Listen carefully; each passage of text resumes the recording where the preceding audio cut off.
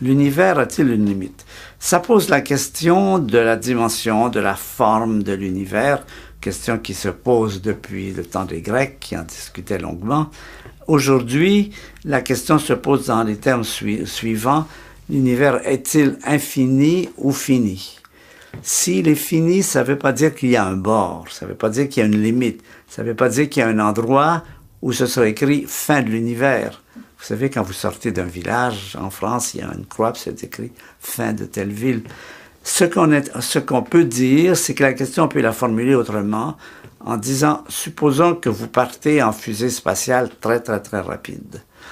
Donc, vous allez voir des galaxies un peu partout, vous allez en croiser, vous allez continuer. La question est la suivante. Est-ce que vous allez voir toujours de nouvelles galaxies? Ça serait l'univers infini. Ou bien si vous allez recommencer à voir les mêmes galaxies.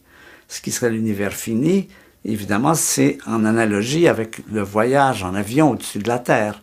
Si vous partez en avion sur la surface de la Terre, bien vous savez bien que vous allez voir des continents nouveaux, puis à un moment donné, vous allez revoir les mêmes. Ça veut dire que vous avez fait le tour de la Terre.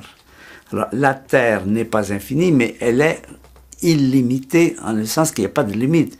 Il n'y a pas un endroit où c'est écrit « fin de la Terre ». C'est simplement que vous allez les revoir les mêmes. Donc, on peut reposer la question en disant « sommes-nous dans un univers où nous verrons toujours de nouvelles galaxies » ou bien un univers dans lequel, après un certain temps, on va recommencer à voir les mêmes. Et ça, c'est une question importante en cosmologie pour laquelle nous n'avons pas de réponse en ce moment.